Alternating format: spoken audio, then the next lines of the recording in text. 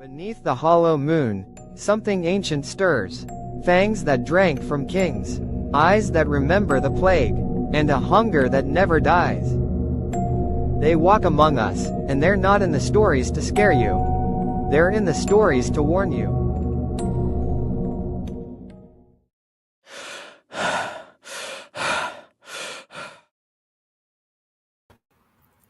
Good evening, and if you're just tuning in, welcome to Beneath the Hollow Moon. That was interesting. Did you hear that? My dog's barking. Oh, okay, that's good. It sounds like it's a fur baby. I thought, oh my gosh, the hellhounds are joining us. They are. That's okay. So, welcome to Beneath the Hollow Moon podcast, where folklore burns slow and the strange never fades. Join me. I'm your host, one of your hosts, Lorilei Potvin, with my amazing co-host, Kerrilynn Shellhorn. And tonight, I didn't have my regular intro, so we're just going to wing it. Tonight, you guys, I see y'all filing in, and we're glad.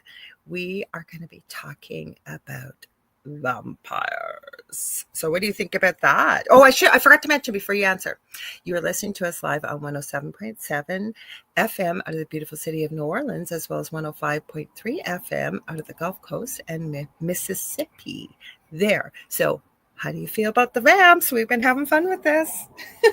Well, you definitely have been on a deep dive lately with a fellow UPRN host, and vampires is definitely an interest for me from the time I was little. I mean, from Sesame Street to Anne Rice and Stephen King before I was 12. So, vampire stuff started very early for me.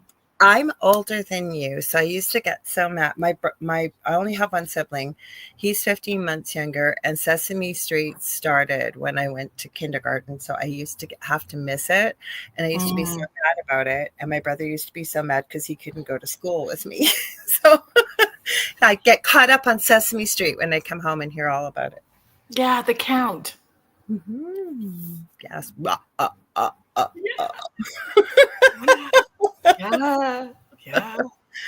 Yeah. Oh, Heidi. We're going to say hi to everybody, but Heidi says, hello, Lorilei and Kerrilynn. Much love from Boulder. I have been out of the loop. I was in the hospital with internal bleeding earlier this week. Oh, my goodness, Heidi. I hope you're on the mend. That's awful. Oh, I'm really sorry to hear that. And you shared us out still. Thank you. Thank you. Thank you. If you're open, let us know. I know that we both would not mind. I'm speaking for you. I know that you I absolutely agree. Would send you some energetic healing if you are open to allowing us to do that for you. Oh, you're feeling better.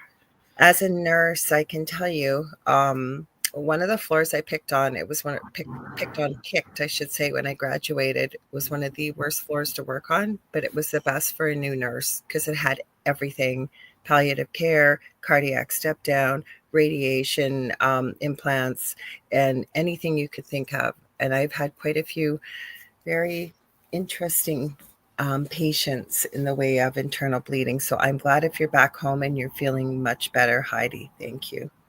Mm-hmm. Oh, Siobhan's new here. I guess we should say hi to everybody. Everybody's filing in because Siobhan Nolan says, my name is Rose and I'm here for the first time. Well, thank you for joining us. Mm-hmm. So, well, maybe before we say hi, so you mentioned that you have been interested in vampires since you were little, and so have I, and they've been so popular, as we're going to talk about a bit tonight. Like, just quick thoughts, like, why do you think that is? I think that we like to be scared. I think that they are also romanticized. I think that we have a fear of death. I think people have a fear of death. So the idea of immortality. Yeah, you took the words right out of my mouth. Is intriguing for people. And media has glamorized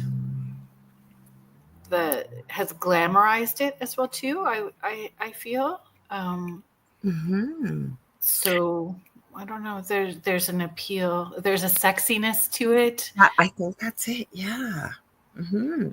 I mean, media wise, and depending on the shows that you're watching as well too. But they start early, like even with little ones. Like you mentioned the Count, or in our research we looked into.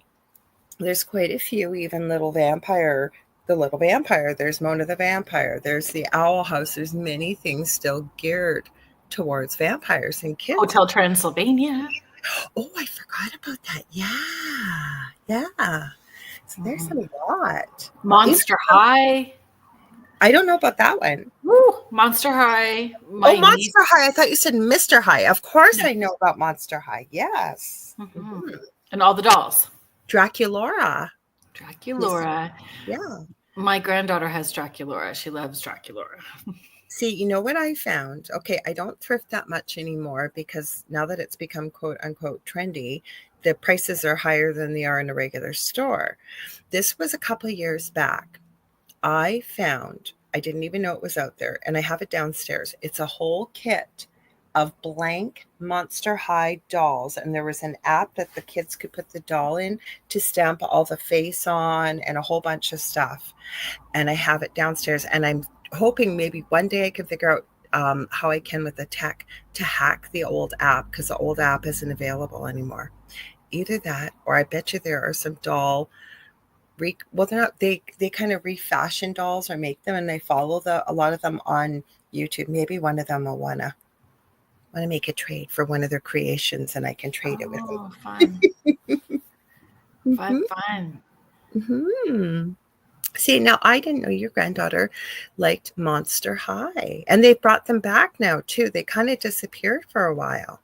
Well, I think that I don't even remember if it was my sister. I don't remember where it came from, which I feel bad that I don't remember where it came from. Mm-hmm.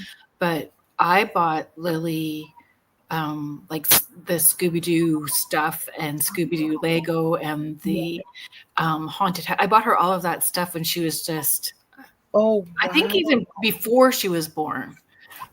Then because I knew that she'd want it. So I have a lot of different of the scary. Yeah. I just got this. Yeah, it's so fun. Right. So and the vampire stuff. The Addams Family, there's the cartoon. So I see Contessa talking about that. But yeah, it's I don't know, like Monster High. I'm going to give a shout out, one of my favorite creators, and the reason why I love her is she just doesn't repaint a doll.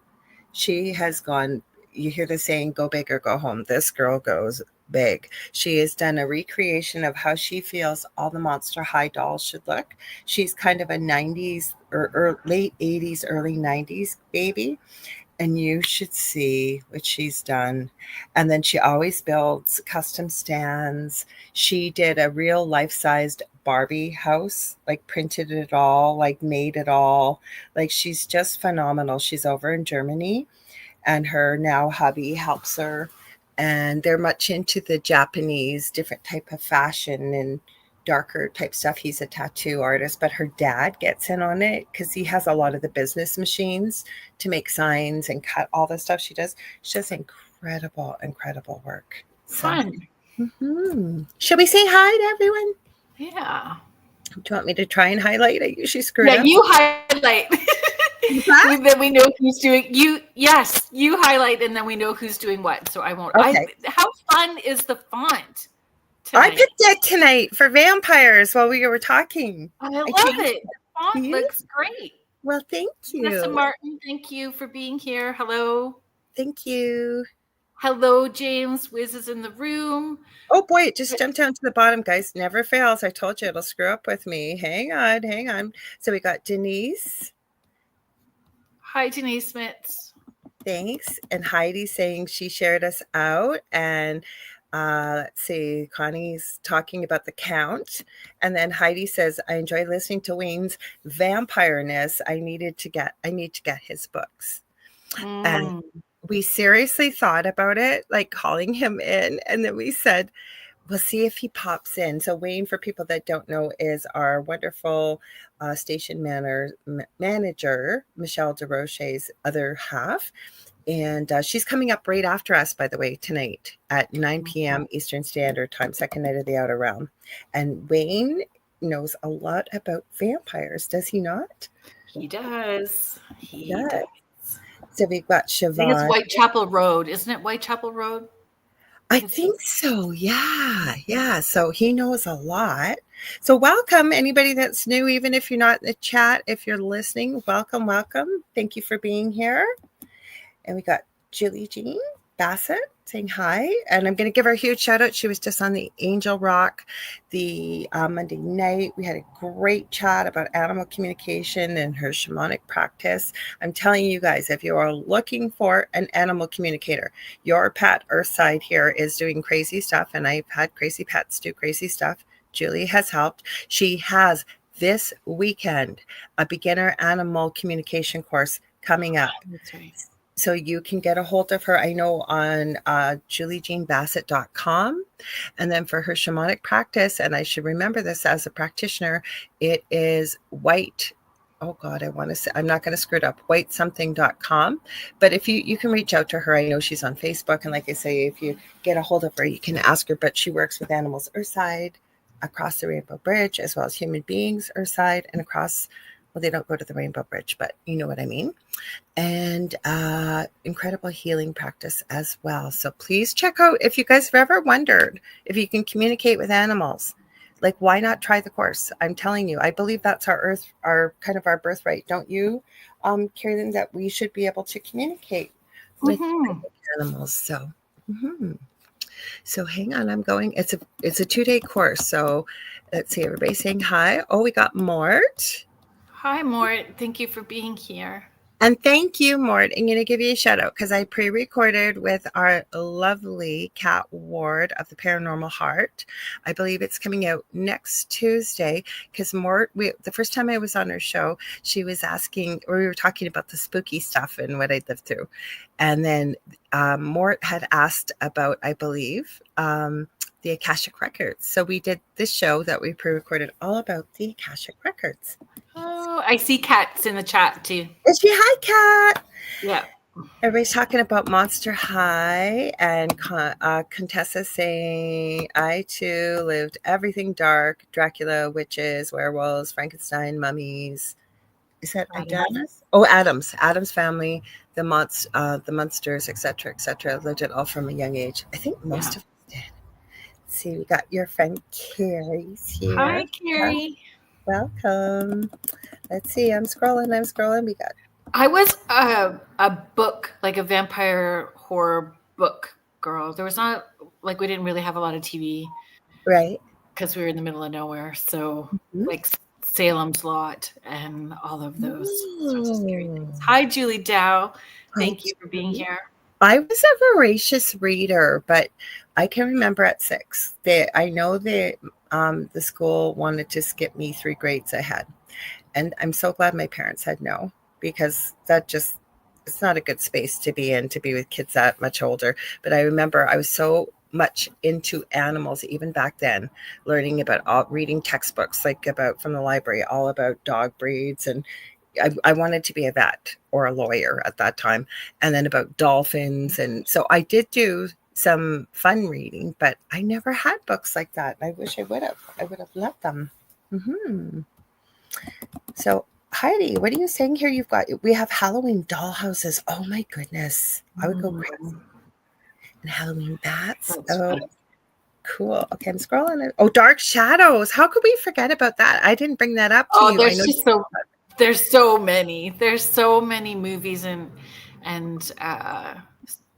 TV shows. There's so many. We're going to talk about a few later. I will share this. Okay, when I lived with my friend who was my maid of honor of my first wedding, Erica, and we had been friends since we were about 16. And so at our house, when we lived together before both of us got married, we had an apartment. Friday night was the place to be at our house. Or if we were going out, it was Friday night was red wine night.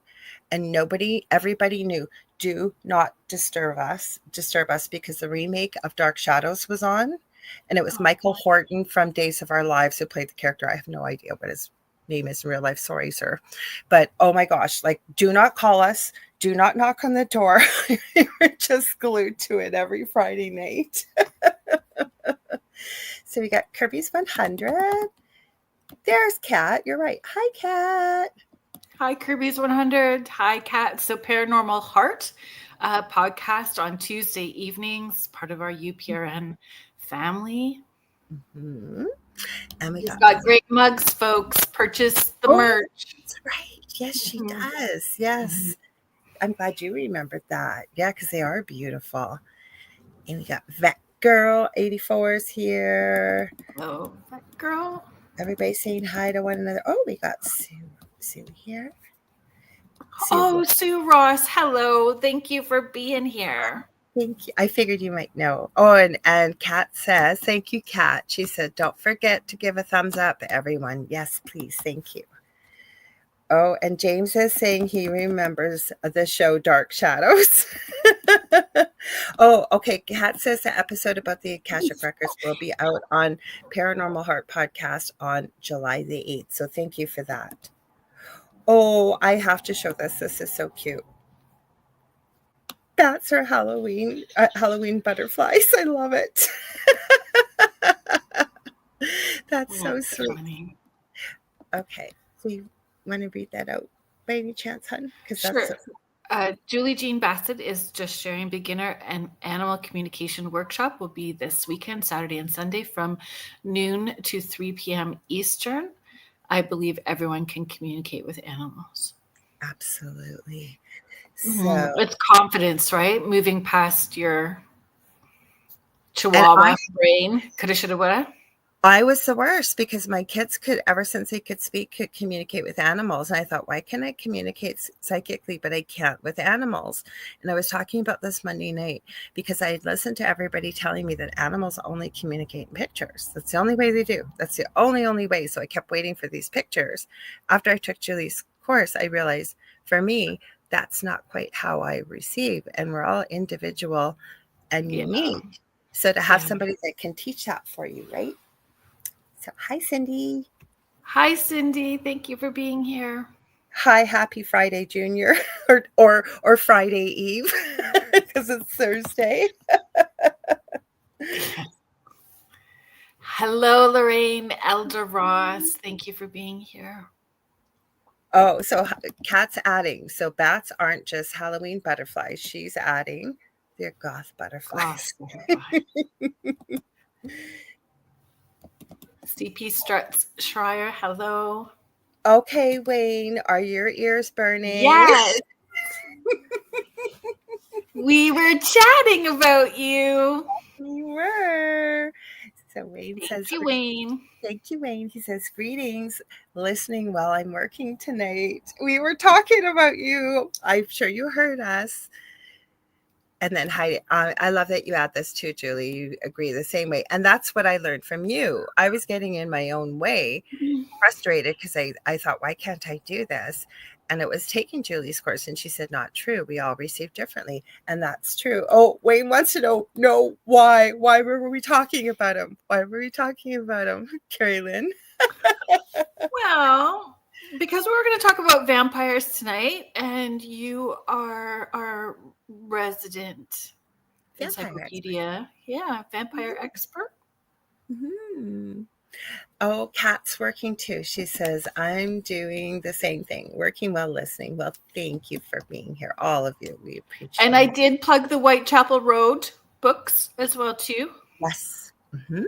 Mm-hmm. So you just Not gifted. I can't hear when someone's talking to me in the real world. So Wayne said, oh, hi, Michelle Wilfung. And Wayne says, no, not gifted here. I can't hear when someone is talking to me in the real world. That's called selective hearing, right? And Heidi Gall says, vampire lore king. Is that the word? And I think she's I think that's a great moniker. Mm-hmm. I think that's great. Oh, so Kat says she's not at her paying work. She's at her podcast work. Still work. And then Wayne says truth. Mm-hmm. So I should check on Instagram. Let me pop in there. No, we're good on Instagram. That's good. No, it's called age. About not being able to hear humans. Wow. Sometimes it's not age. Sometimes children do it to you or your work. Sometimes it's just survival mode, not hearing as much anymore. So Heidi, this is for you from Heidi. She's asking. Can I share from your post, Kerrilynn, on Wayne's books? Oh, yeah, of course. If you want to add Wayne's links, for sure. And Wayne says, y'all want a book? I wouldn't say no. Well, I've read. They're on my bookshelf. So yes. I wouldn't say no. Yes. Wayne, oh, Miss. Oh, sorry. Oh yeah. So Wayne Mall is Whitechapel Road. Where you go. Oh, you're welcome. And then Miss, she's with us from the future. I always say it's Friday morning over there in Australia.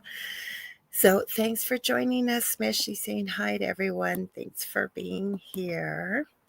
So where are we going to start tonight? We decided today, and it was an executive decision, and I thought it was great that instead of us both doing all the hard work, we would kind of break it up in sections, right? Mm-hmm. Well, I think a good place to start when we talk about vampires, I think a good place would be for us to start with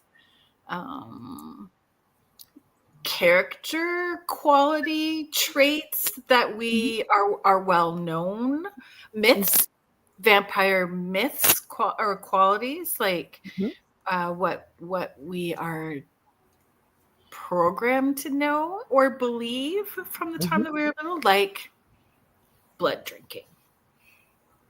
Well, I think that's a must, don't you, to make you a vampire?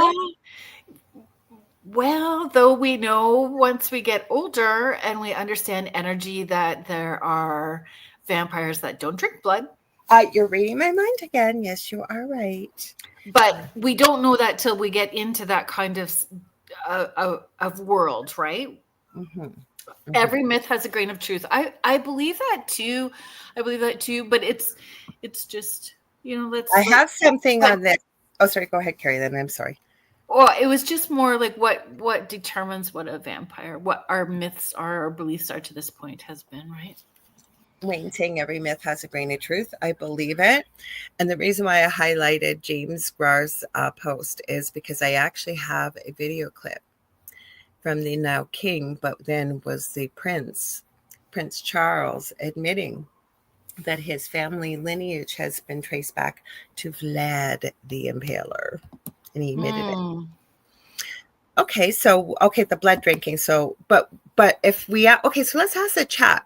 What do you think? We'll ask you guys. What do you think are things that you know, or you've sort of heard or picked up that you think would be characteristics of a vampire? And for you, so blood drinking. Like I would think if I heard of a blood drinker, I'd have questions, but I'd also want to. I would sort of be starting to think maybe vampire. Okay, this is one that I've never found a concrete answer to. Maybe Wayne or someone else can answer it in the chat. Maybe you can.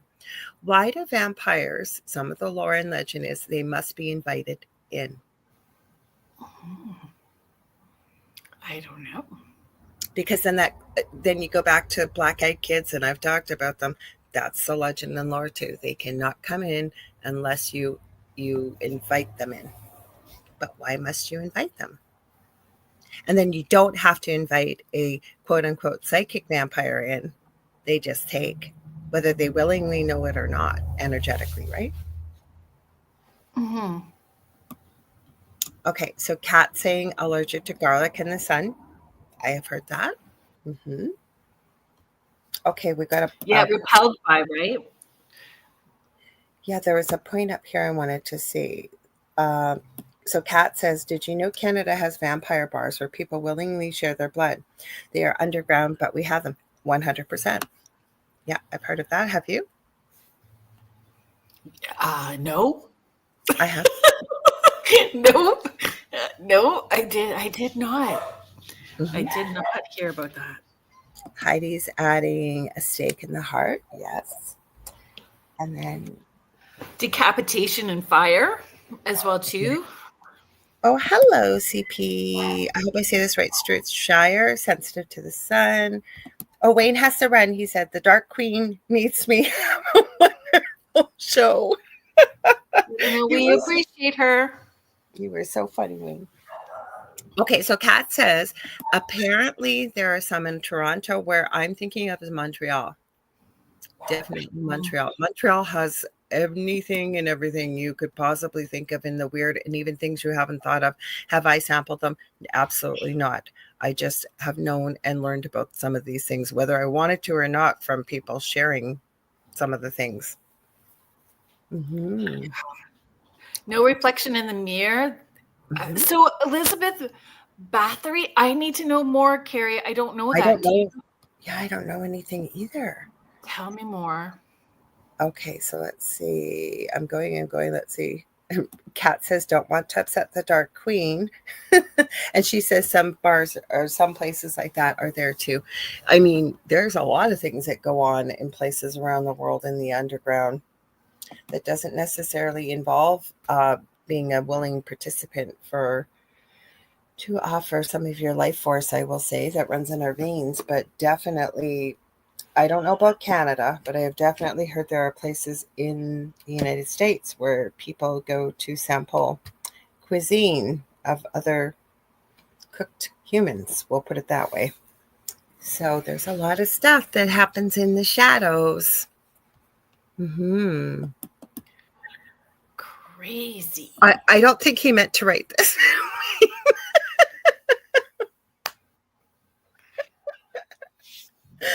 Have a wonderful evening, Wayne. I think that was a typo, but okay. Because Heidi just went, oh, hell no. So Sue Ross. Hi, Sue Ross. She says, enhanced senses, hearing, smell, night vision. And then incredible strength, I have heard. Immortality. Kayla Rain says, oh, definitely. Lorraine, Carrie is also saying hello. We're just reaching out at the same time. Sorry, we're just going to share. So Lorraine is also a nurse, so the same background as you, right? So yeah. Lorraine is sharing. My safety side says I would be concerned with the blood exchange for sure. Okay, but I've heard something. So our now new host on the network, Beverly Rhodes, and I had Kerrilynn was the one that had I didn't reach out to her because I never thought she'd say yes. And she says now, why wouldn't you ask me? So Kerrilynn did. We were so excited. We were like two little schoolgirls when she came on your show. And then I had her on when I had a cancellation, and she said, what are we going to talk about? And I said, oh goodness, there's so much to talk about. We won't have enough time. And then what happened, she somehow brought up about feeding the vampires. So she is from an elite family from South Africa, and she was sold to handlers, I will call it that, from about the age between 3 and 4 till about 13. There's a reason why I'm getting into this story. She would go with her handlers once a month to go, quote unquote, feed the actual real life vampires. And she told me, I think it was off air, that they know these supposedly real life vampires know by your blood. They will know if it's clean. They will know if there's any diseases.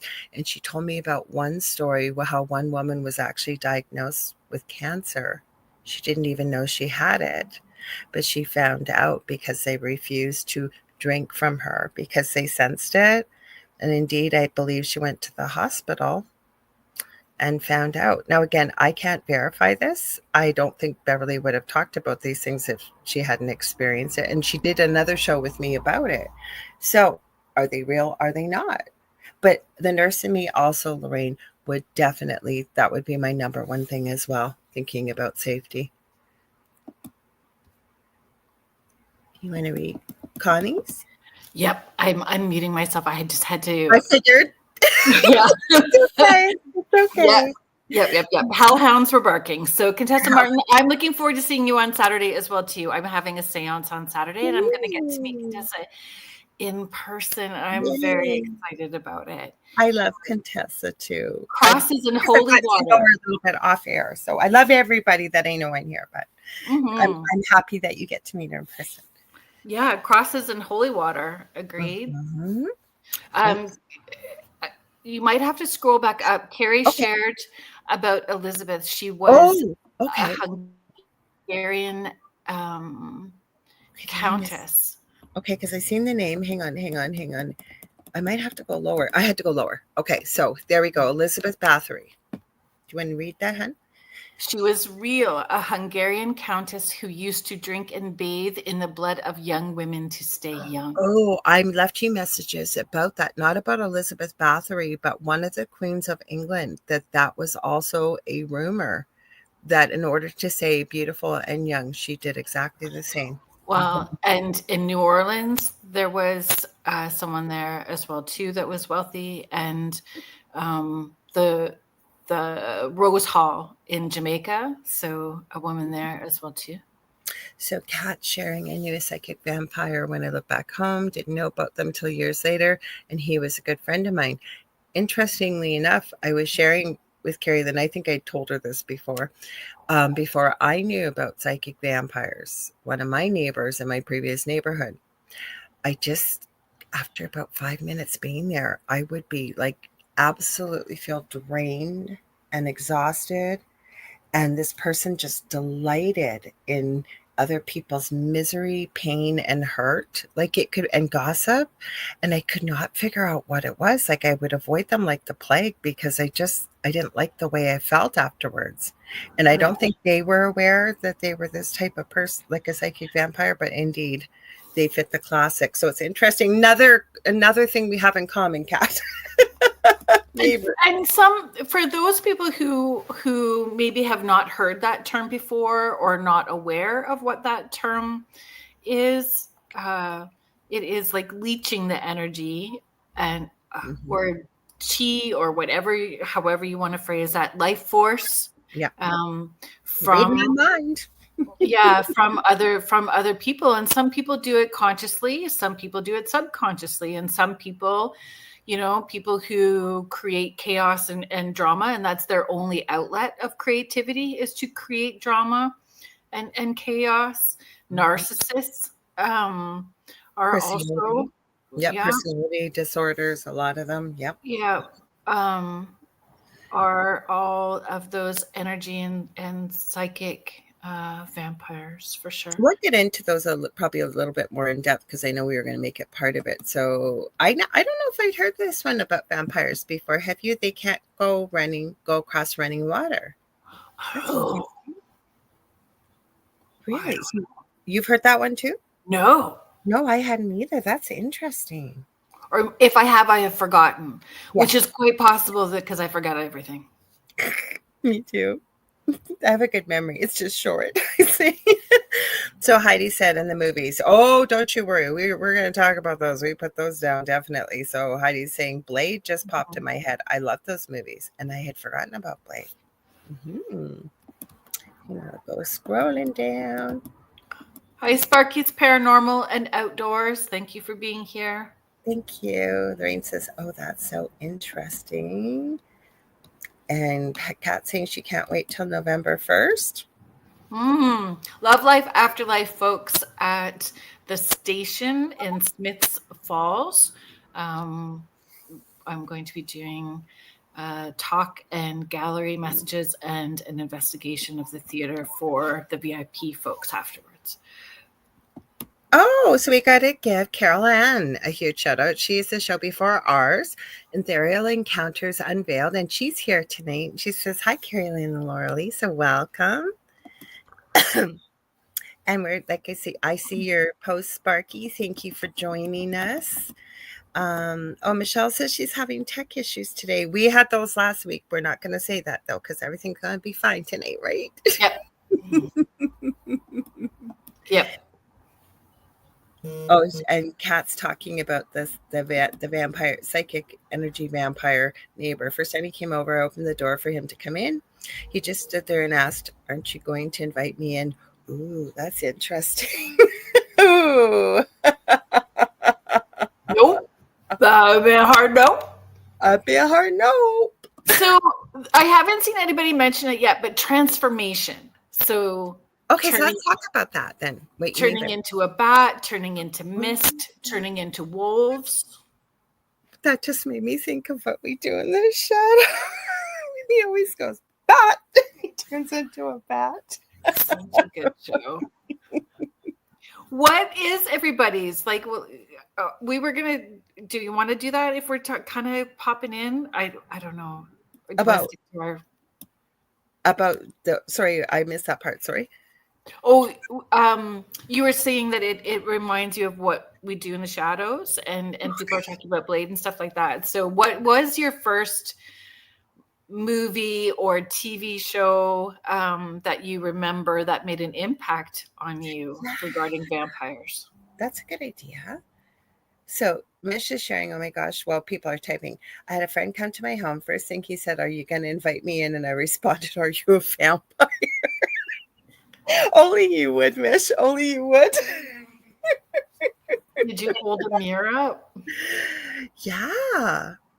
Because I remember, and again, I understand that Wayne had to go too, so we could ask him if he gets a chance to pop in, tell us if any of this is true, because from what Beverly had shown, the transformation does not happen over a day or two. It's like a bad infection that takes over a year to happen, she said.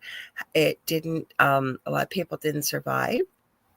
She said they smelled horrible too.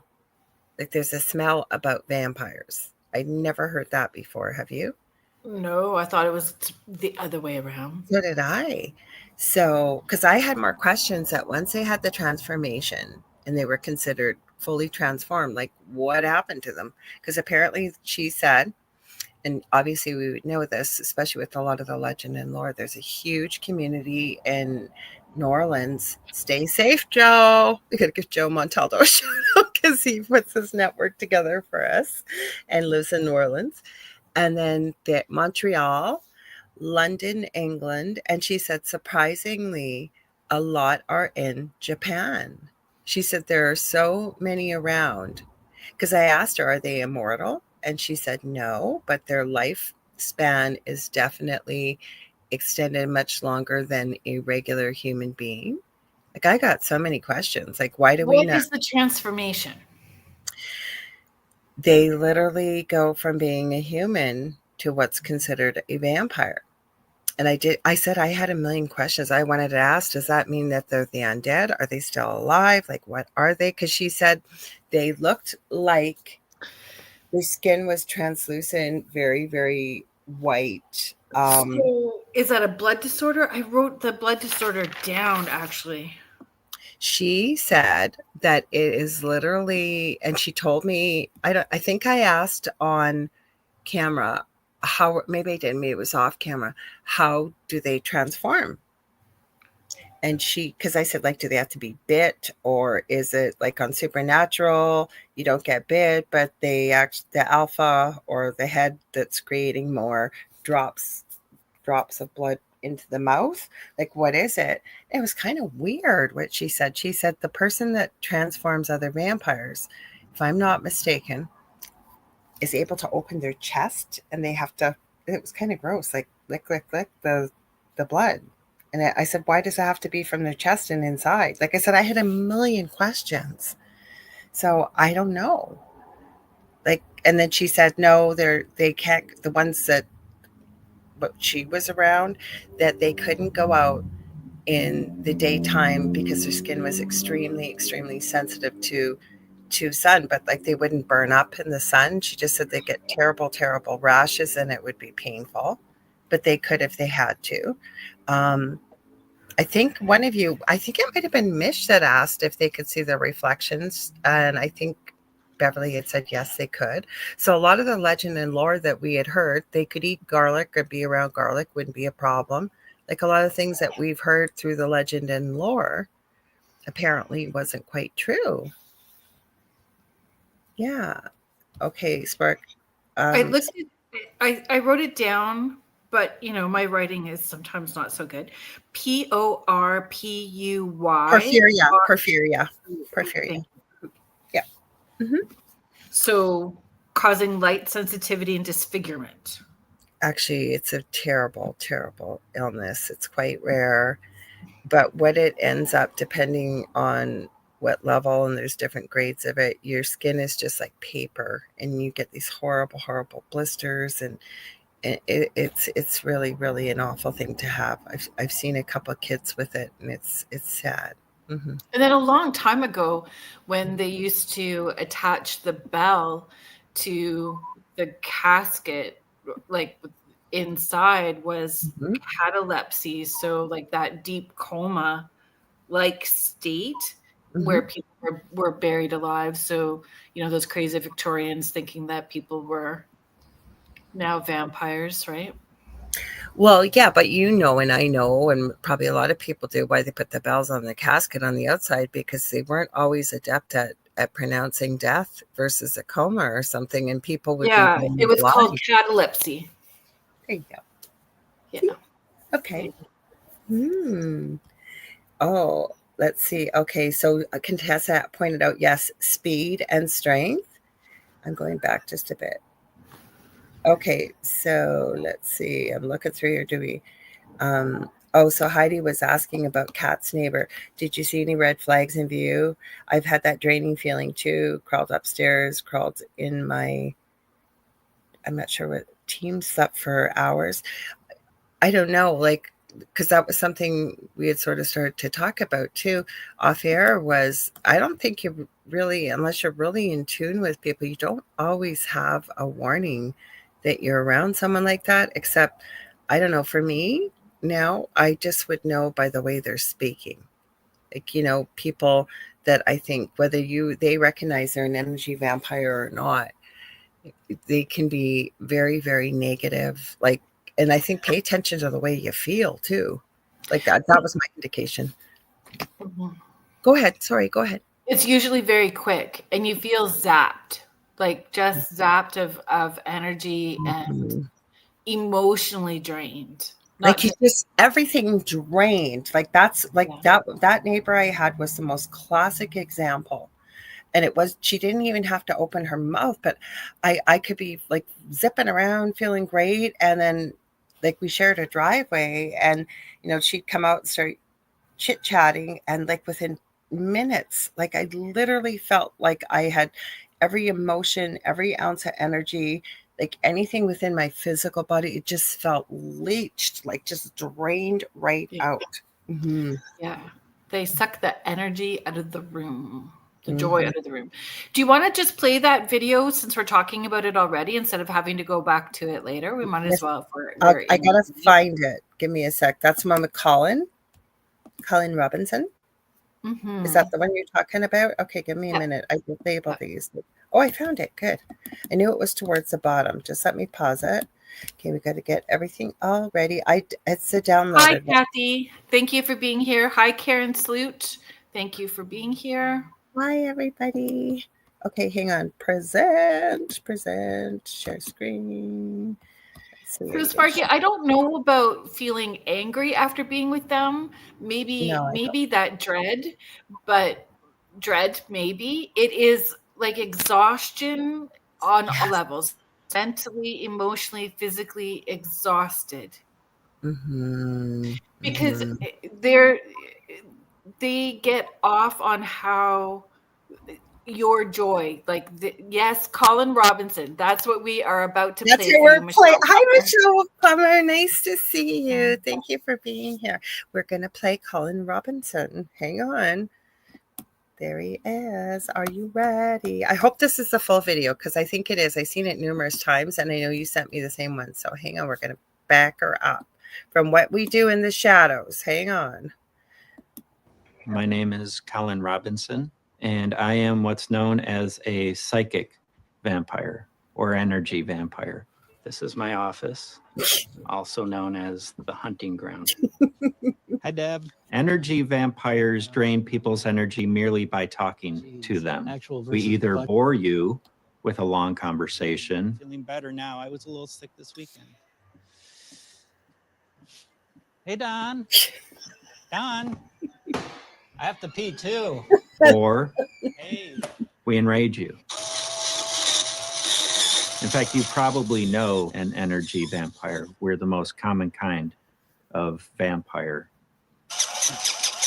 We are day walkers, not affected by the sun. And we are the only kind of vampire that can drain another vampire's energy. It's very cool.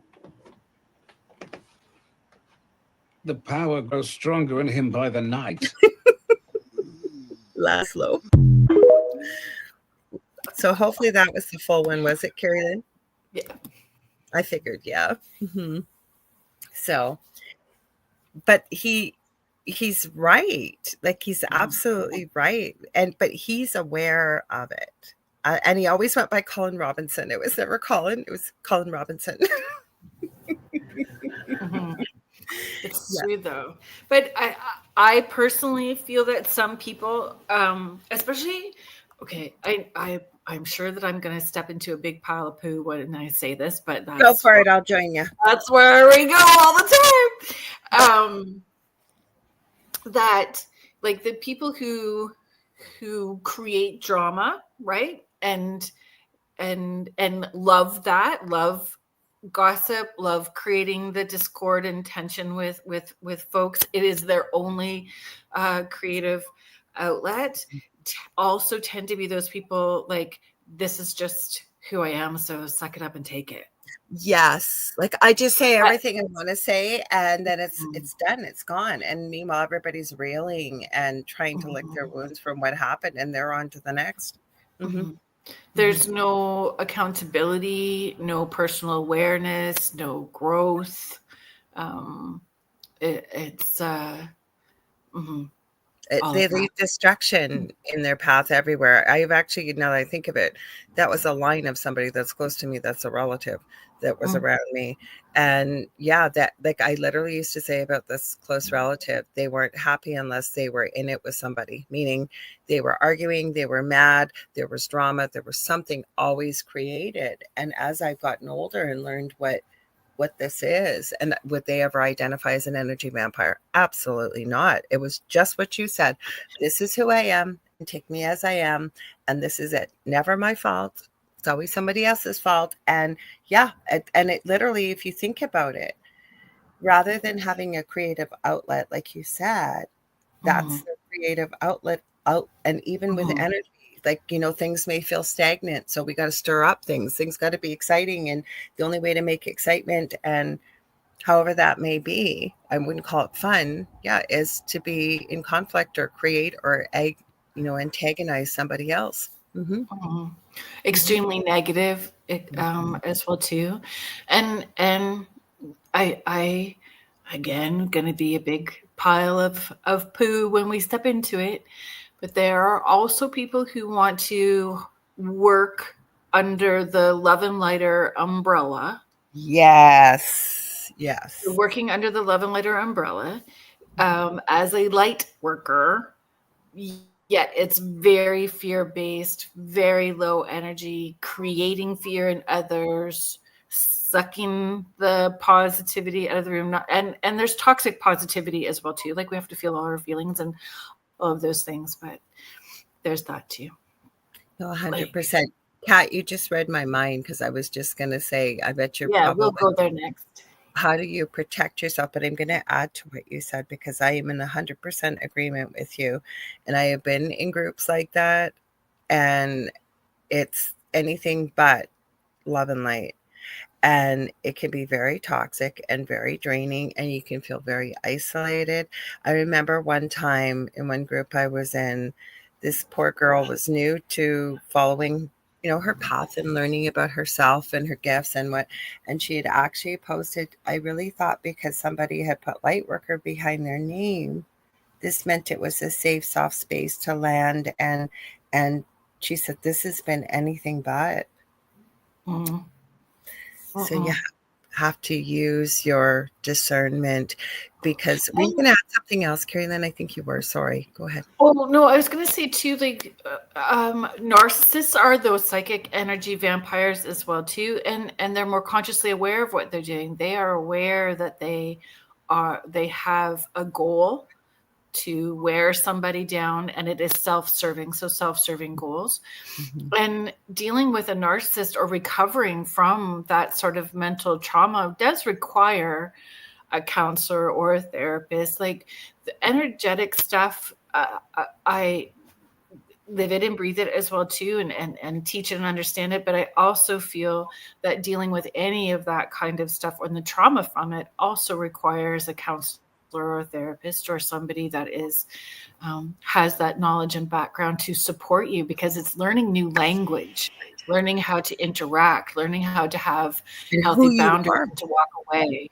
Yeah, And understanding who you are. who you are, what you like, and being able to, you're right, it's a whole new way of life, especially if you've been in a long-term relationship with somebody like that, or you've been raised with that and you don't know any different, but you know it doesn't feel good and you don't want things to continue in that vein any longer. It does take a lot of work and a lot of support, definitely. We got some good questions here because Mish is asking, I'm going to start. So I think I was thinking this already. Anyone know how to protect themselves from a psychic vampire? We do. Shall we share? Yep. Do you want to start? Yes. So I really don't. And again, I'm going to build off of what you said. We don't need to be fear-based when we're talking about energetic hygiene, for example. So I don't have a big YouTube channel. I use it to back up my shows, but I have a couple teaching videos, and I tell you, they take longer to watch than they do as I'm walking you through. And my way is not the only way. I'm just sharing what I share with people, and it's walking you through how to create what I call a love shield. So using the power of the emotion of love, and whether you sense, feel, or imagine, and focus on that. And like I say, it's too long to get into, but basically creating a bubble. Kerrilynn's got some really good sayings about these things too. And it's a bubble of love all around you, if you will, making sure you're grounded. So you're not coming from a place of fear, like, oh my God, I got to get my shields up because there could be bad people, psychic vampires. No, standing in your power, standing in your truth, standing in the dominion, being wrapped in love, if you will. And it's a bit of a shield, right? Being grounded. Also remove yourself from that situation if you can. You don't need to feed the vampires. Go ahead. I know you got lots to add to this as well, Kerrilynn. Oh no, I was just reading the comments. I am listening Very to good comments. Yeah. Yes. Crystals. I know Contessa's sharing tourmaline, selenite as well too, and tiger's eye. Those are great, Contessa. So crystals for sure. Essential oils as well too. I always pronounce it wrong. Vetiver. Oh, Vetiver. I know what you're talking about. That one too. Yeah. Like along your tummy, along your tummy as well too. Yeah, I agree. Everybody shields up, rubber bubble slime. But let me tell you my thoughts about crystals. So yeah, Moldavite, I would say yes to any crystal. If you have set the intention that the rock, I have a rock that I carry from Lake Superior. That's where I throw the crystals. Yes, you throw the crystals with some salt. With some salt. Yes. But I mean, it's all about intention as well too. I would understand what your cultural background is as well too. So you're calling in your divine team. And I personally, in my head as well, to repeat the word love over and over and over again when they're talking. Love, love, love, love, love, love, love, love, love in my head. So it's like they can't get in my head. They can't get into my thoughts. My thoughts are staying in that space of love until I just shut them down and walk away. Like the best tools are at the bottom of your legs, and it's your feet. Find whatever excuse you need to just walk away and leave. And having, it's hard to say I'm uncomfortable in this conversation, or I'm uncomfortable. Sometimes it's hard to do that, but that's where it comes in, I think. And sorry, I thought I cut out there. So it sounded like there was a pause. I'm sorry. I was That's just okay. going to say that there's nothing wrong. And I've had this conversation with you off air. One of my pet peeves is people who don't tell the truth.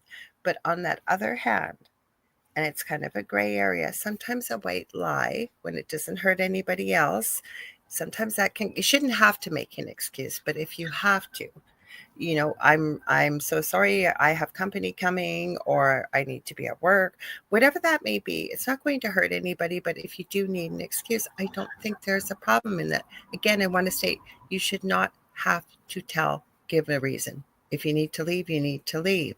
Kathy, I highlighted that because my son that passed away, Jesse, he used to say every night, "Mommy, I got the bubble up. I got the bubble up. I got the bubble up for the house." He used to say that all the time. So thank you for sharing that. Yeah. She had a rubber bubble. Mm-hmm. I would say too, so I saw, where did I see? So Mish, I agree, laying down salt across your door or salt helps calm it down. I've taught people, and including businesses, like business owners, and I've done it in my home as well too, asking whoever your elders are, your ancestors, your divine team, whatever your belief system is, to bless your doors and your space so that only those that are at the same vibrational level or have that intention of support and coming from that same place feel welcome in your space. And it is wild watching the people who are uncomfortable with that get angsty at the door and not stay there. Like, it's very interesting to watch. I'm sorry, I missed what you put up. Okay, so Lisa Wright says, "Thank you for inviting me, Karen." So thank you, Lisa, for being here. And our good friend James, yeah. James and Michelle both reminded us, guess what time it is? Station ID time. All righty. Am I doing station ID? If you're okay with that, sure. Heidi Gold. So yeah, you could put a welcome mat, for sure, put a welcome mat out. But you know what? Put your sigils on the bottom of your welcome mat. Put the sigils on the bottom of your welcome mat. Put the sigils on the porch roof. I've got the sigils on the porch, and then So what kind of sigils would you use if people were asking? What would be good ones, or ones that you have found helpful? So my cultural, like my heritage as well too. So there's Celtic background for me. So what feels right, and then making sigils. So we did talk about making sigils, and we walked through that on a prior segment. I don't remember which one. Oh, the full moon one. On our full moon segment two shows ago. You could go back and watch that. And again, it's about intention. That's what I was going to say earlier. I'm so sorry. We're going to spit this out quick because I know that I'm going to go scroll on Red Bull sideways again in a second. Your crystals and sigils, all of those things work because you put your energy into it. So if you have a rose quartz, but you only think you need snowflake obsidian or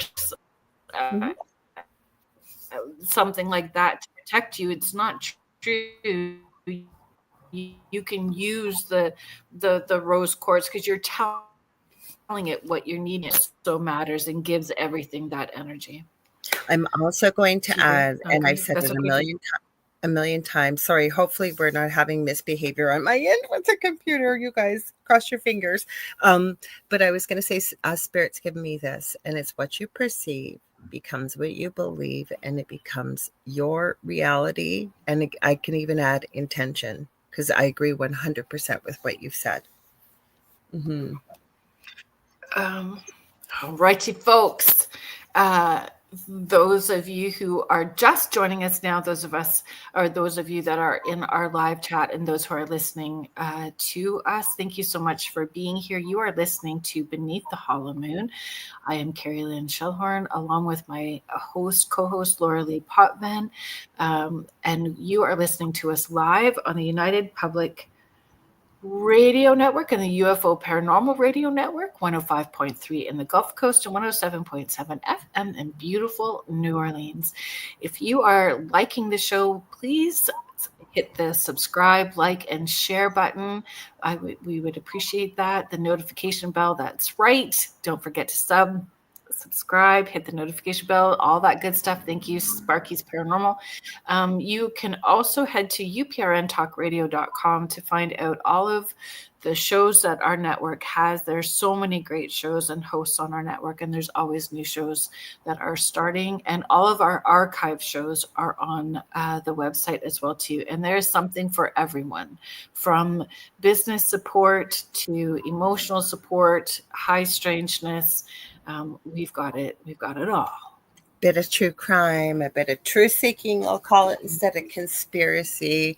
The Yazzie brothers with their new show, because we didn't mention our shows, we forget. So tomorrow on Spirit Switchboard, 6 p.m. Eastern Standard Time, who do you have coming on, Kerrilynn? Because that's your show. Don Yazzie is coming on from Don't Whistle at Night. Yes. So I met Dawn through Kat Ward from Paranormal Heart, and she introduced Dawn to our wonderful Michelle, and Michelle had him on and offered him a spot right away. So it's Dawn and Dan Yazzie, not related, have their show on Sunday afternoons at 3 p.m. Eastern, sharing from their perspective. And on Mondays, I have the Angel Rock Story Instagram. Quit on me. I'll have to fix that in a minute when we get talking.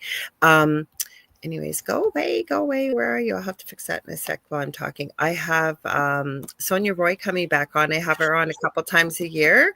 She used to be a Royal Canadian Mounted Police officer, and she's bilingual as well as First Nation. And she is now she's done it her whole life, but she's a medium, psychic, author, shaman, you name it. And since the last time she was on, I know she takes groups of people, whoever wants to come. She has a healing center out in Alberta, and she takes groups all around the world, and they kind of go and visit really cool energetic spots and all kinds of things around the world. And she just went to Japan, so she should be back from Japan. My son that lives in Calgary just went to Japan for 10 days. I forgot about that. I forgot about Loved that. it. So we have a couple of questions I starred because I thought they were great questions. You guys always ask the best questions. So Heidi wants to know, could a psychic vampire also be an energy vampire? Yes. That was a quick, easy one. So the other one, Sparky asked, and it'd probably be pretty easy, how do you feel about the moon energy as in charging crystals for this? Yes, pretty easy. Best time. And the sun too. Yes, the sun. There's other ways to charge your crystals, especially if they're I like with dark earthy type ones, kind of putting them into the earth underneath the full moon. I find that really helps as well. So they're easy, quick questions with quick, easy answers, but just to having a big chunk of citrine, like citrine will clear and charge all of your other crystals, having them around. So I like having chunks of citrine all over the place, because I am not very good about charging I am terrible about remembering to put my stuff out in the full moon and all that kind of stuff. In fact, I walk by my shelves there and I go, please know I love you, and continue doing the intention that I'm putting on you. And then I love you. Don't worry. The other thing too, I wanted to bring up quickly, somebody mentioned Moldavite. Moldavite, I adore. I think it is super powerful, but just know that some people are very, very sensitive to its energy. That's not the only one, but some are. So I think it kind of goes back to what we were talking about. I know we're not just talking about crystals, but to add to this, that, and the same thing I feel about crystals too. I know you do too. We've had these conversations. When you go into a store, pick it up in your hands, use your eyes. Usually you're drawn to something or the way something feels. And then ask it within your head, the mind space, would you like to come home with me? And listen for the answers, because sometimes, believe it or not, and people think it's crazy, but that can help. But I know Moldavite, I know people that can't even have Moldavite in their room, for example, because they are very, very sensitive to it. So, but it would be powerful for protection. And sometimes you don't even need to hold it. You can just hold your hand an inch or so above the whole rack and just wait to see. But having a full breath, don't hold your breath. Yeah. When you hold your breath, it closes that connection up. So having, don't even worry what anybody else is saying or thinking or looking, because they're just in their own spot. But having that hand over your heart to remind yourself to have those full breaths and close your eyes or open your eyes, whatever. It's discernment and trusting how your body is also giving you the information. It's me. So yeah, sorry, it's me, guys. I'm trying to set Instagram back up and it's deciding to be naughty and make my signal a little slow for a sec. So if I go slow, please forgive me. But okay, so back to vampires. And actually, I think that's what I thought, that when I saw it quickly was, so if vampires are real, because I don't think we have an answer as to whether they are or they're not, right? Because this is a question even I asked of Beverly, and I would have loved to have asked of Wayne, and I'd love to hear your thoughts because I didn't ask you this and our audience. What do we do with them? Do we need to be afraid of them, or do they just carry on with themselves in their communities as they have, and we need not concern ourselves with them? I don't know. Like, are they dangerous? Are they not? Like, we have a lot of missing people. We have a lot of, like, Kat shared with us. I hadn't even seen it, and Kat, I shared it with Kerrilynn. There was a poor little girl in Southern Ontario who went missing for a couple hours, and they found her, and she was gravely injured, and they think possibly by an animal. They don't know. It was more than a couple of hours. She went missing at 6:30, and then 6:30, yes, 6 hours, and they found her just after midnight, and they found her by using the scent dogs. Like, they had the tracker dogs. Yeah, found her. Actually, Sparky, I'm going to send you the news article, the clip, because I think that you'd find it interesting. And Kerrilynn and I both, when I shared it with her, and when Kata first shared it, I picked up what I thought it might be, and you said almost word for word what I did, but we still don't know. It's just what we sort of felt energetically, right? Yeah. I personally think it was Dogman, but it yeah. Yeah, for sure. There's something there. I wrote these things down for you guys to consider as well too. Like, if we're talking about getting back on track about vampires. So, myth or metaphor, ancient predator, or still walking around among us. Is it okay? So, esoteric texts mention Strigoi or Nephilim. Yeah. As well too, or within new age groups as well too, like where we're clumped into all of that new age and occult stuff, whether we want to be or not, but we are. Are they interdimensional beings that are like soul parasites, sucking the energy and blood out of people, or both? Well, my big question is, why, if you're a human, would you choose or decide that you want to become a vampire? Why would you want to do that? Like, to me, again, I'm going off of what Beverly had shared her experience to be going to feed the vamps. Because I asked her, like, did they only eat once a month? And the reason why I'm saying this big, long, little diatribe here is because, yes, if they really are physical, and we'd love to hear people's thoughts, because I can't verify. I don't think Beverly would not tell us the truth, but that was just her personal experience of what she saw. Go ahead. I just I think that I'm having like, if it's interdimensional, or I'm all tripped up with the whole timeline stuff. Like, so if somebody else is having this whole other experience and it's all layered or on top of each other or over layers, like, is it like actual physical stuff? Like, when you were talking about a chest being cracked open, all I could think of was Indiana Jones. Do you remember the movie in Indiana Jones? Yeah. It's all sacrifice stuff, not necessarily. Mhm. You didn't survive that sacrifice stuff. You got your heart taken out, and dude, eat it because he was the Well, plus I religious. wanted to know why did that. Sorry, you guys, I'm a little bit behind tonight, so I apologize if I accidentally speak over you. But I kept thinking too, like the women. It's always was women. Like I never heard of any females with what she had saw. They don't just feed once a month, but it was her like her handler. They all had different designated roles. I think different groups to go and feed them every couple days.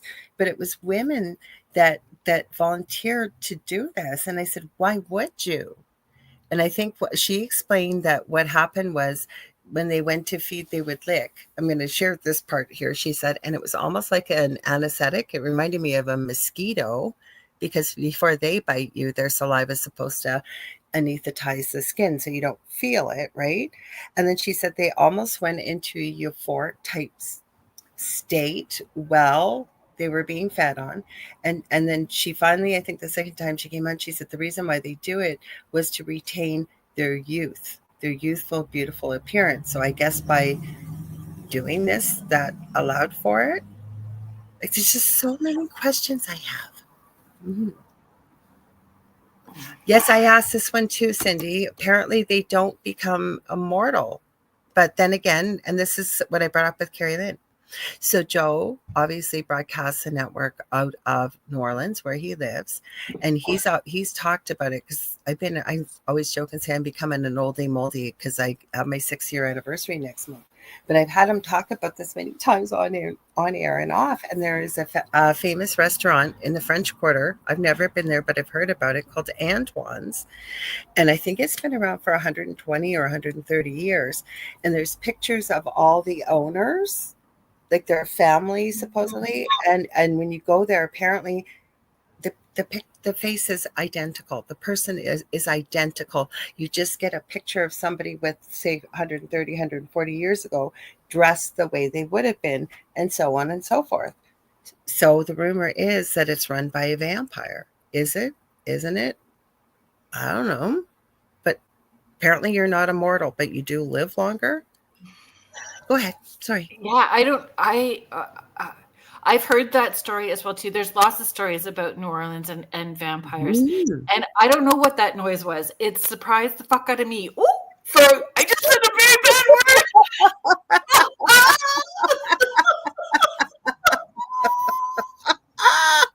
You know what surprised Kerrilynn is she said that. I didn't hear it once again. If we get in trouble, I am so sorry. We're just moving along. It surprised the duck out of you. I can't believe it surprised the duck out of you, Kerrilynn. So what was the noise? Yeah. I did not hear it. I don't know what it was, but it was right here, and it was like a whistle or something. I have a very bad potty mouth that I do not swear. That is the first time that I have dropped that F-bomb on any. You just said it surprised the duck out of you. Yeah. But I mean, Contessa, wait till tomorrow. You're gonna see that. Nothing how it all comes out. I can guarantee. But it sounded like a whistle. I have no idea, like what it was or where it came from. Okay, so let's mark it. How many minutes are we in? We are. But I'm glad, Sparky, that you heard it and probably caught my face looking down at what the duck was at. What the duck was that? I have a potty mouth too. I just don't use it on air.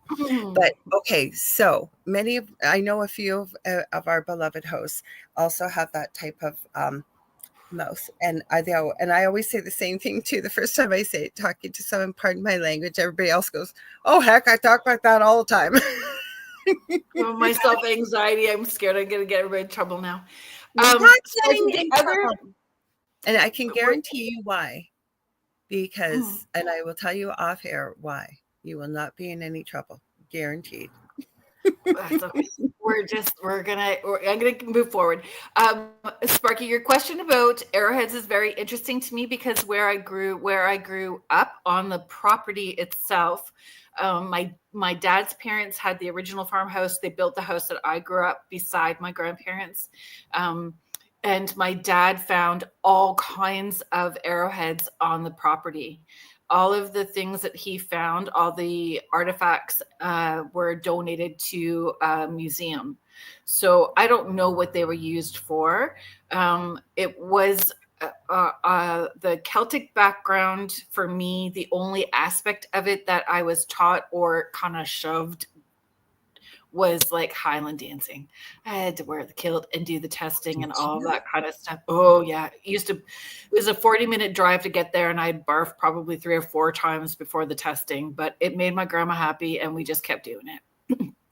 When I used to have to go to dancing because my mother thought it would make me more graceful because I used to be extremely thin. Obviously, I'm still tall. And so I used to hide in my closet or under my bed, hoping my mother would forget. She out of sight, out of mind. So I didn't have to. Well, I ended up teaching dancing till I was like forever old. Like I was pregnant with my second son and probably 6 months pregnant when I taught all kinds of dancing. Dancing stayed a part of things, but I don't know about the arrowhead specifically that way. I just know it. We have different things, and it was on the property. So I start this. Connie asked, "Has anyone heard of this? Placing mustard seeds across the church's entrance keeps all the witches in the church. They can't leave the building. I heard this when I was a kid." Oh, I don't think I've heard that before. That's interesting. So I had quite a few things, but it like about the historical and stuff, but like, you know, we're not out of time yet, but the show as always is flying by. So we started the show a little bit about the movies. Do you want to talk about some of them? Because there's a lot of differences with the way vampires are portrayed depending on what movie or what show, right?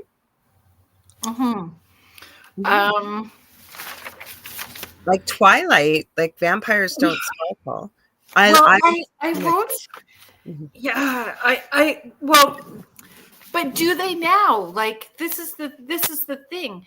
If we create, right? If our thoughts and our energy can create, she got this. The author of those books, Stephanie Meyer, had that thought. Where did the thought come from? Where did the inspiration come from? She created, and then thousands and thousands and thousands of people read it, loved it, watched it. Did we create? Did we create vampires that sparkle? I still rewatch the movies, and that Selena Spooky Boo that lives close in your area, that's pretty big on TikTok. She is a Twilight fanatic about it.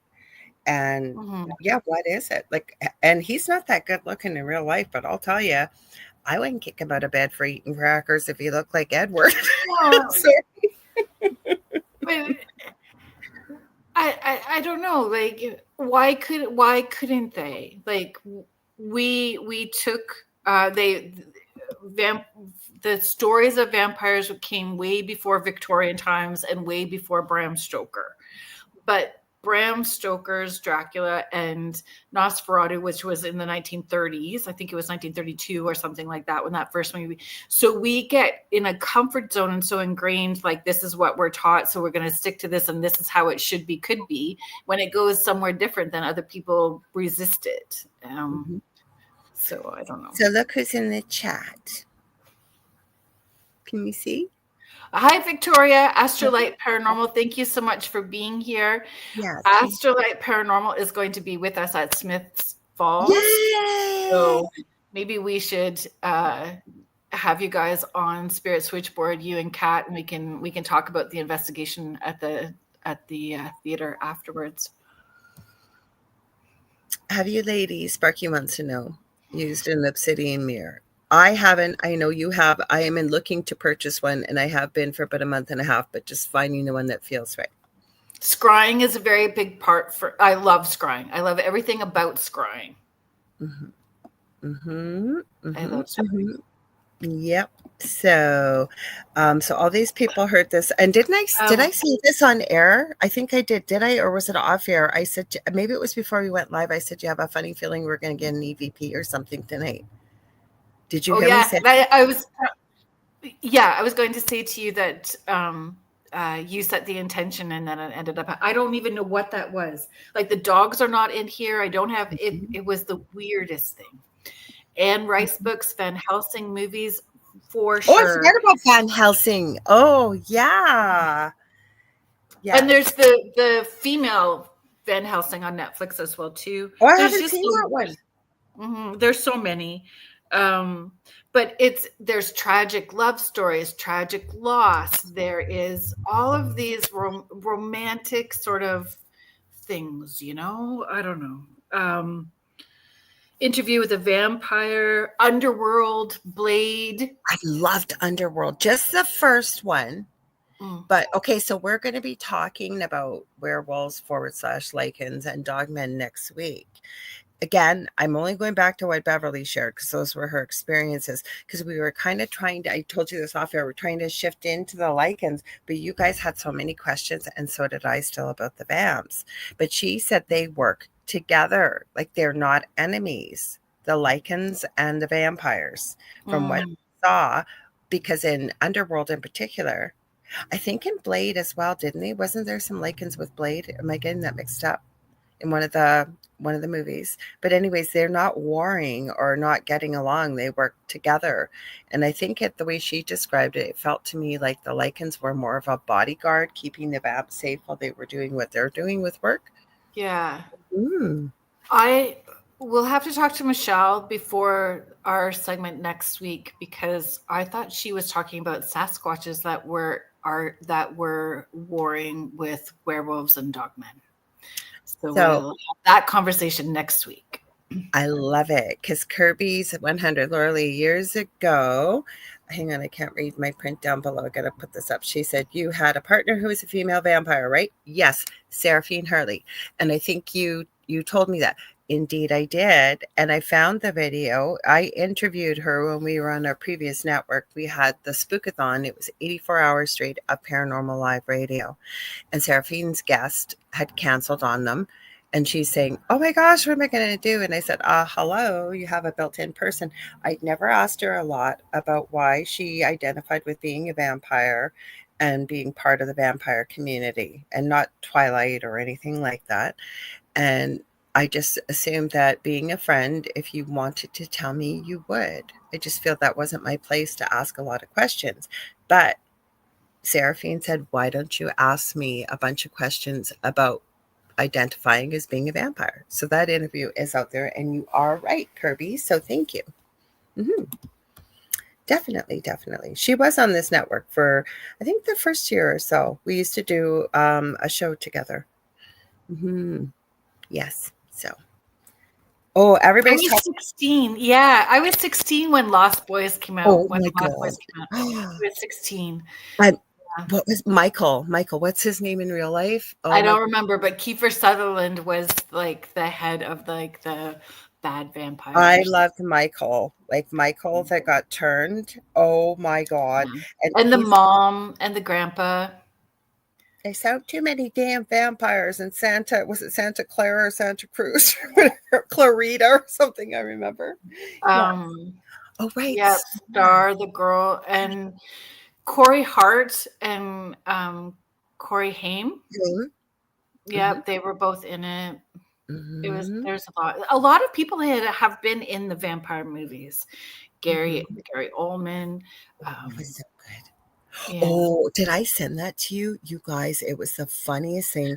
Gary Oldman was on one of the talk shows, and they took clips from some of his movies, including especially one when he was the vamp. And let's just say they filled in certain parts with him passing gas. Gary Oldman was crying so hard because he was laughing so hard, and I could not stop laughing. Do you know, we did, I know that we have to be mindful of our time, but we did talk about, and we hinted at earlier, the royal line having a connection to Vlad the Impaler and Did you want to play that clip? We did say that we were going to do that, so maybe we could. I remember. Let me just check on my phone and see if it's this one, because Interview with a Vampire movie is one of my favorites, and the books were as well too. And I had this story that I was going to share about Interview with a Vampire. So Kirsten Dunst was Claudia. She played Claudia, the little girl Claudia that they turned.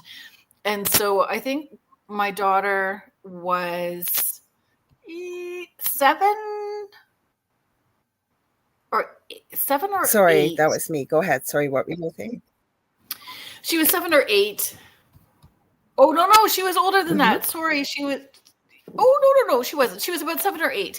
So my kids were very, very young when I separated, right? And I was hanging on to my wedding dress forever, and it was sort of a Victorian looking kind of dress. And so Interview with the Vampire had come out. Brooklyn wanted to dress up like a vampire, so I dressed up like Claudia. You know how they dressed up Claudia all the time, so she looked like a little doll. And I used my wedding dress and cut it all up and put this black blazer on her, and it was velour and velvet. So my kid dressed up like like Claudia from Interview with the Vampire. That's so cool. That's really cool. Kat, I don't know. We're going to play the clip. He's caught on camera saying this. He's now King Charles, but this is Prince Charles. I have one I had so many videos, you guys. I've got another one of Mr. Jeffrey E. We'll call him, just because I know YouTube sometimes doesn't like his last name. They have referred back to him to a supposed vampire way back in the day, and they compare the portraits. He's even got a couple of facial marks that match the portrait. I got all kinds. Like I said, this is going to be our first episode talking about vamps. I can tell you that. So hang on. This is a very short clip, but I will play it for you. So let's go here. It's Prince Charles, who can trace his ancestry back to Romania's dark and distant past. The genealogy shows that I'm descended from Vlad the Impaler, you see. So I do have a bit of a stake in the country. As it were. It's not very long, but because that's interesting that Kat brought up that she had heard that they may be related to the Lycan.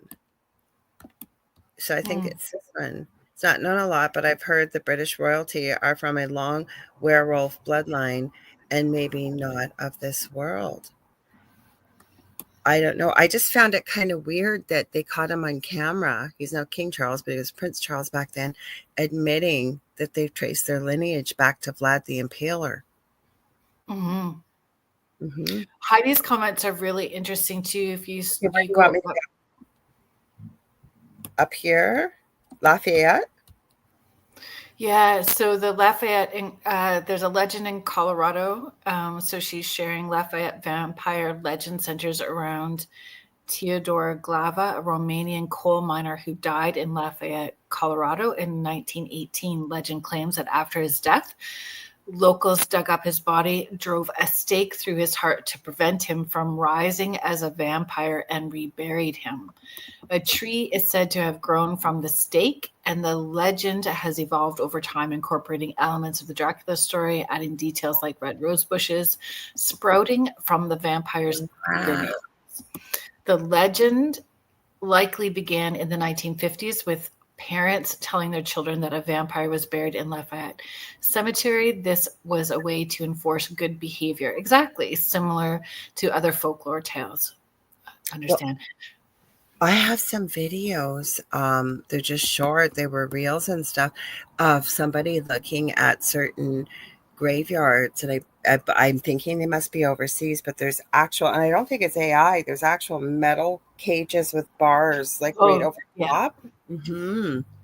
Yeah, I know in the UK they have those as well too. That might be where it was. I didn't see the location, but I figured that it was not from North America. Okay, Paranormal Heart Cat says, got a jet. See you later, Cat. See you later. Have a yummy dinner. Much love to you for too. Being here. When I hear Lafayette, I just think of True Blood. The show True Blood. I never watched it. It was My friend at good. the time was so hooked on it. Mhm. Like she was, maybe that's something I'll have to put on my watch list because I never watched Game of Thrones either. And I'm glad that I did. So maybe I'll have to just go on a binge and watch True Blood. So, Mhm. It's good. but there's so many vampire things, like barely werewolves. Barely I wrote werewolves. down like at the beginning, so we have the iconic Nosferatu, and Yeah. then we kind of get to those punk rock, like Lost Boys had that more of a punk feel. Interview with a Vamp. Oh, and it was also like coming of age story. Lost Boys was coming of age story. There's so much divorced families. Like each one sort of catered to the time period. Like Bram Stoker's, there's sexual panic in the Victorian time era, right? And what they're talking about. Like each one sort of caters to what's going on currently in culture, right? So they morph the story continuously. Anyway, I agree with you. I'm listening to you. So Mish mentioned Highlander. I've watched the Highlander movie series. I can't remember, were there vampires in that too? Well, they're immortal, but definitely. Right, they're immortal. So are they like gods? And that's what I kind of think happens with Interview with a Vampire is they turn them into this like immortal, sensual kind of gods. Yeah, like I say, like, and you're right. Like the more we've been talking, and even things that you're bringing up, people are bringing up in the comments. It's like, holy cow! Yeah, I forgot about that. Vampires. Now, the one that I mentioned that was interesting. Like I said, this won't be our first show on vampires. You guys know that. We'll be talking more about this for sure. But it was my partner Del that he had heard about it on one of the podcasts he watches, and it was a series put out by Disney called The Owl House. And I'm telling you, that was geared to about tweens age, maybe a little younger. Wow, it had demons. It had all kinds of dark sigils in the background. It had every theme. One of them, I think her best friend was a vampire, and it was a crazy story. And it was like she went into a different world. Like, I don't know if she was dreaming or what, but she went into a different world, ended up going to school in the Owl House. At the Owl House, the main kind of headmistress was a very old witch played by, is it Wendy Malick? Her voice is so distinctive. She's kind of like Jennifer, is it Coolidge? Or whoever. Oh, yeah. Yeah, you know the voice. And apparently, and I know I sent it to you before the show, because we always do a ton of research before. And they were looking at making a live action. And I thought, holy cow, how would they pull that off? What were you going to say? It starts with little kids. Like, it's so weird. Oh, thank you, Sparky. Sparky says, very interesting topic, as never really went too far into it. And then we have a question. Mish is asking, can I ask, what is the kind of sigil you put at your door? Like, what would you suggest? Like, if someone created it, just maybe some words, because I know we went over it a few weeks ago, like you had suggested earlier, Kerrilynn, they could always watch the episode. And just so you know as well, podcasts are always carried. Our podcasts, everybody's on the network. Anywhere where talk radio and podcasts are carried, many of us back them up on our YouTube channels, as well as, like Kerrilynn said, they're always backed up on uprntalkradio.com. So you can use whatever an I am statement that feels truthful and right for you as well too, and then maybe do some research about your cultural background. There are many runes for different cultural backgrounds, and there could be particular runes that you would feel in alignment with. But you can create your own sigil too, like, and using an I am statement as simple as I am protected. So, and I'm glad. Oh, okay. So James is offering as well. Mish, he says Icelandic sigil. There's a book on it. And so Sparky's asking, was it last week we did magic? I don't think it was. Wasn't it the week before? It was around the full moon. 2 weeks, right? Yeah, I think it was 2 weeks ago. Oh, thanks, Sparky, for posting it in here. He posted Gosh, it. you got that fast. Yeah, very fast. Good for you.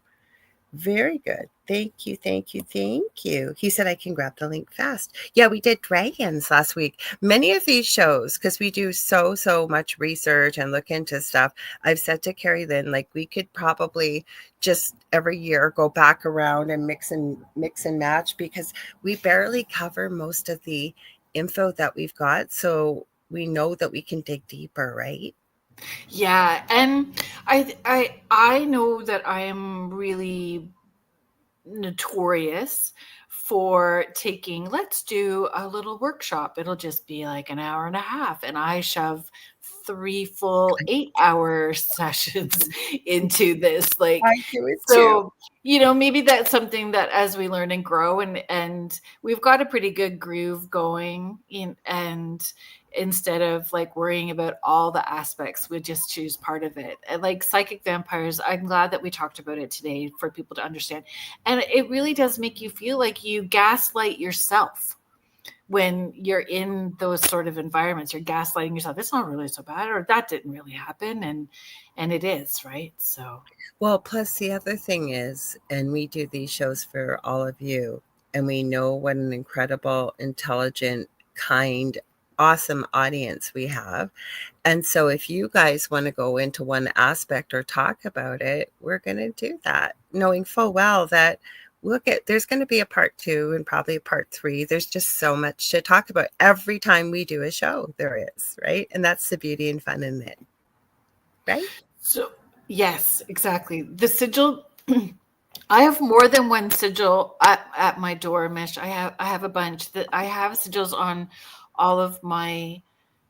I just have sigils everywhere. I have them underneath before I painted the walls in here as well too. I just think about what I want my intention to be, and then create the sigil for that. And I forget to do it, and then we'll get talking about it, and I'll remember. Like, for example, we were talking one time about manifesting. So I took your suggestion, turned it into my own, and it's under my pillow. And it's time now, after the first full moon, I'm feeling and hearing, time to add more and kind of shift and do a little Is bit. the new moon today or was it yesterday? I don't know. Does anybody know in the chat? Oh, so Heidi she writes on her finger with her finger on her mirrors and TVs too. I like that. I think, do I want to say yesterday was a new moon? I don't know. But that's a good time, right? The full moon to release. And we talked about this, and we're going to be doing more moon shows because we have talked. It was yesterday. Thank you, Victoria. We've talked about this when we started the show, that we will try to do something with the moon closest to the full moon every month, because we're beneath the whole moon. Oh, new moon in Cancer Wednesday, Heidi says. Hi, Sandra. I don't think I saw you before. If I missed you, sorry we missed you. Sandra Camp Piet says, yes, welcome. Thank you for being here. Sparky's asking, how do you think of hanging a protective sigil at the peak of the house, like in the attic? Oh, yes, everywhere. Yeah, wherever you feel drawn to. In the peak, for sure. I was having this conversation with someone recently. It wasn't on air, it was off air. And I'm a firm believer. So if it resonates, great. And if it doesn't, that's okay too. But, once you've sort of learned, or we're talking, say, about something like this, whatever you can think of that is meant in your or those whom you're going to be working with, living with, whatever it may be, their highest good, and you're coming from a place of love, I don't think you can go wrong. Like, if you can think it, you can do it. Yeah. Right? Yeah. So that's just my thoughts. Well, we are almost out of time.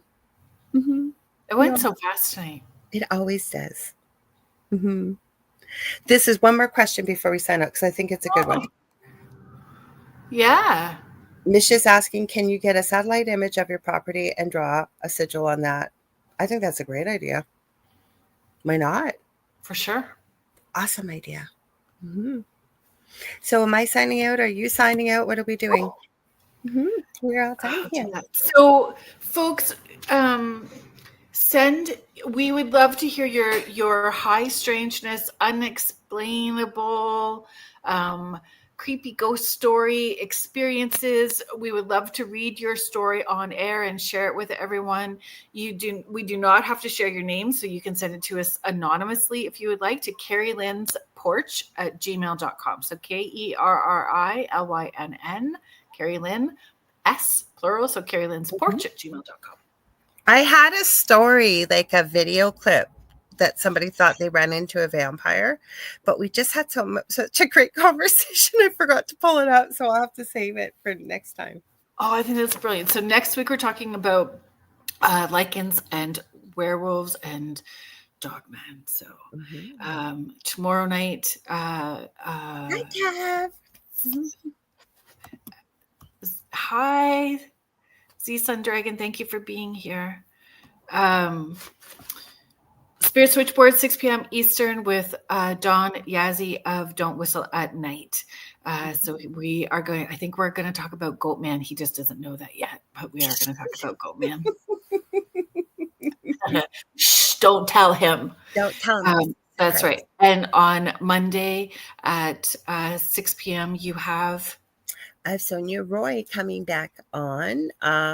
So she's lots of fun, very knowledgeable, very intuitive. She's got lots of great books. Stay tuned for Michelle, second night at the Outer Realm, coming up next, right after us. And I'm guessing Wayne will be hanging with her. I'm guessing, maybe. Yes, I don't know. Queen. Yes. So thank you to Joe Montaldo, the owner of our network, and Michelle DeRoche, our station and network manager. Thank you to the UFO Paranormal Radio Show and the United Public Radio Network, 105.3 FM in Gulf Coast and 107.7 FM in New Orleans. Thank you so much, everybody, for being here. Thanks for joining us on Beneath the Hollow Moon. And until next week, step back into the shadows, and whatever you do, don't follow the whispers. And if any of you find that sound, if you mark it, let us know and we'll try to find it too. So Kevin, there's an Easter egg in there. I know you just pulled in. So pulled in, you're going to hear it. Anyways. What rhymes with buck and duck? That's right. To be continued next week. We'll see you later, guys. Don't forget to hang with Kerrilynn tomorrow night too. All right. We love you. We'll talk to you next week.